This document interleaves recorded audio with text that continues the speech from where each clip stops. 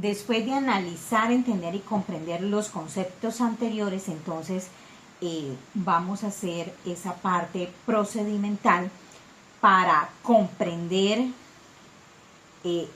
cómo se obtiene ese porcentaje, cómo se determina, cómo se promedia, ¿sí? Ese porcentaje de reducción que debemos hacerle a las bases textiles, que lógicamente pues nos producen una elasticidad reducida, media o elevada. Para ese procedimiento ya hacemos la verificación, la tela doblada.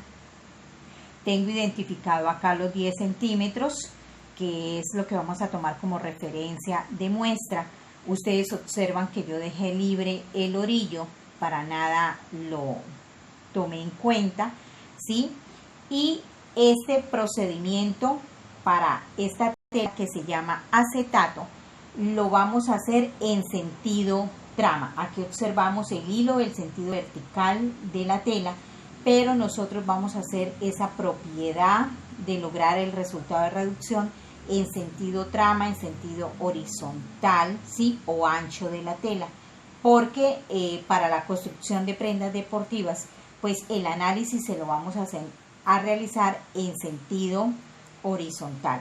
En sentido vertical, que también ella me produce un estiramiento, lo tendríamos en cuenta si nosotros fuésemos a elaborar otra línea, como es el caso de la ropa interior, como es el caso de la ropa de baño. Entonces ahí sí tendríamos que determinar ese valor de elasticidad también en sentido largo, para que la prenda, así como se ajusta en sentido ancho o contorno, también debe hacerse en sentido vertical, pero siempre y cuando esté aplicado para ese tipo de prendas.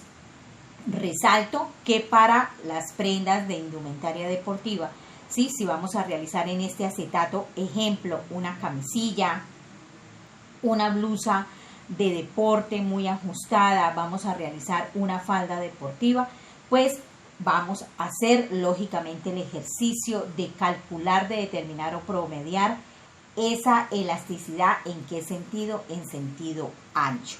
Después de tener esto listo, después de tener lista nuestra regla, ¿sí?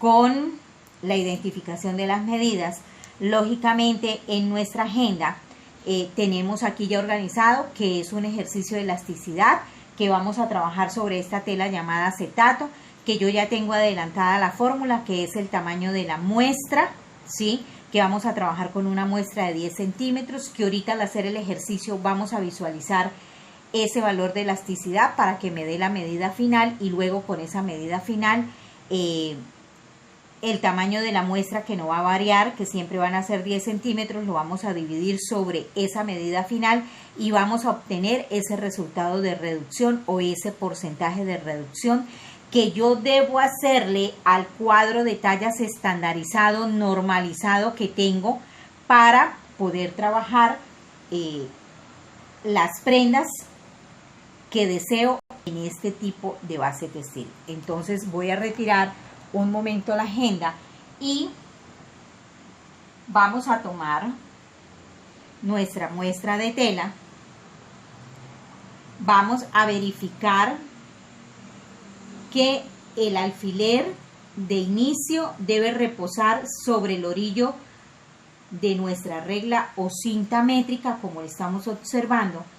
Vamos a verificar que el otro alfiler me dé justo ahí en los 10 centímetros, que es el proporcional de medida de muestra, y luego de manera natural, ¿cierto? Vamos a hacer ese estiramiento en el cual el alfiler me va a servir de guía para saber qué tanto va a ser ese valor de elasticidad. Entonces, tomándolo en 10, hago ese estiramiento normal como lo estamos observando, ¿sí?